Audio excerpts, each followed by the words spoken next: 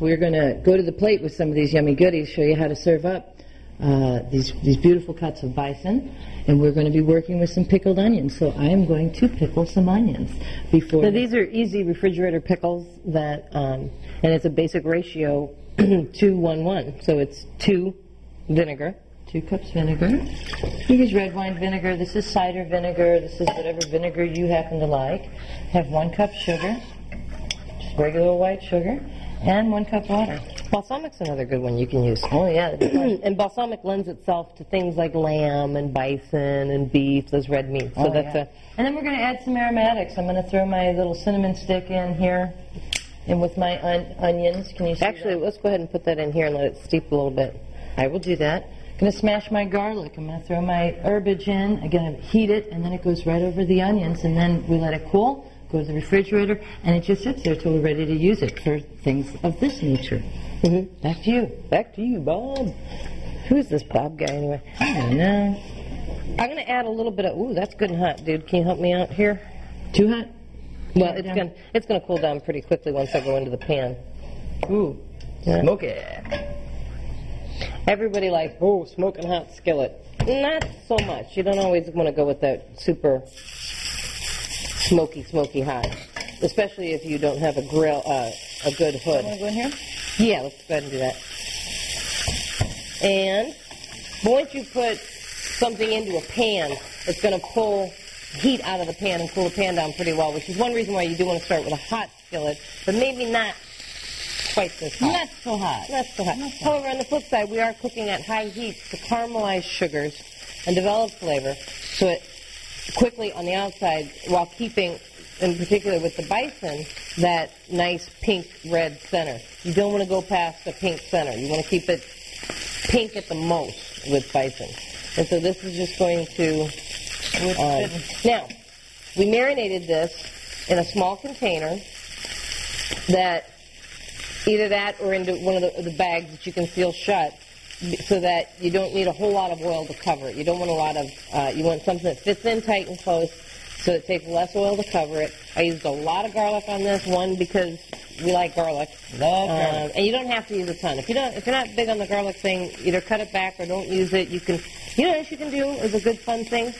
You can put an onion in a blender with enough garlic that's going to cover your steaks and blend it, and that really, and then if you add a little bit of salt to that, as that salt penetrates the meat, it's going to take some of that flavor in with it and help to start that flavorizing of the, Flavorizing? Did you just say that out loud? I did. Beautiful. So that's great. That's a nice color that we're looking for here, and I might season it again. I might do that. I might. I'm going to add some peppercorns, too, I think, to all this. Mm-hmm. Okay. And those are the pink peppercorn, which are not a true peppercorn, and the black peppercorn. About a teaspoon of each. And not that it matters, but you can use a little T-ball to catch these if you want. yeah, if you don't like to bite into a whole peppercorn, this is the other way you can do that. Normally I don't. I go free range with it. This is something that if you have onions sitting around, you want to use them. And I love to have them around for salads. I throw them into salads, and I throw them into any kind of a ragu or a quick saute of what we're going to do here. And then all your little guys can be separate if you don't want to bite into it. Some people don't like that.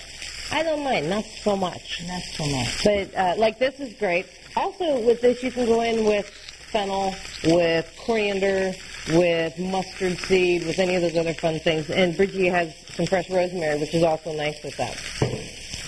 So, You're liking that. I'm liking that. And so we're going to go a few minutes here and let this cook. And again, keeping it nice, pink, rare. And this is ultra easy kind of stuff. Now, to get ready for the next step, I like white beans. Love white beans. I really do, and it's a great, nutritious, and talk about a protein-packed meal. Oh, yeah. That's a good way to go. Now, garlic. And, you know, beans just go better with their steaks than peanut butter, so. Right. Peanut butter beans, That's high protein. That's a You get that? That's a really good point. Right. Now, slivered garlic, and when we do this, to get nice thin slivers. You can also mince it. It doesn't have to be a perfect. You can do it any way you want. I like to have slivers because I like to bite into the garlic. So if you notice, we get a nice flat surface here. And then we'll put it down on that flat surface to keep it stable. And then gentle rocking with the knife. Keeping those fingers like this, okay? You don't need to get 40 slices out of a clove. If you only get, 12, I'm cool with that. But I can get 40. That's a little contest. Yeah, we'll do that sometime. Maybe if we get finished here early, we can see how many slices we can get out of a garlic. Well, when I get 40 slices out of a clove of garlic, it's a really big piece of garlic. Okay, now, what we're going to do here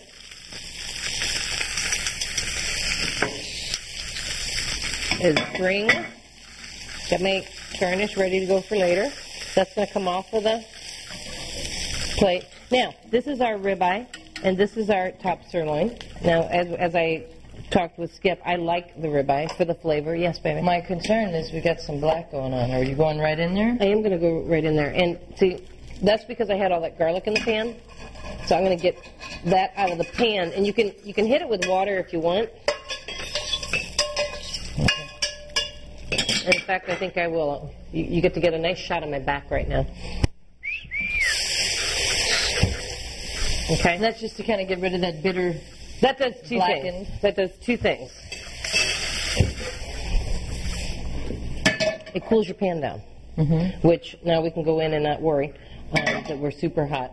And then, yes, now, unfortunately, we have gotten rid of some of the flavor off of the meat. But again, this is because this lacks the fat. That's another reason why you have to watch. Sure. The fat helps to kind of insulate and protect from. Had that been beef, we might not have gotten to that burnt That's stage. a pretty hot pan. And the garlic's just going to cook that quickly. So that's part of what you're dealing with. So, you know what? It's okay. Now I'm going to go in with my sugar melted over here. Yeah, now you're just basically steeping it like a tea. Okay?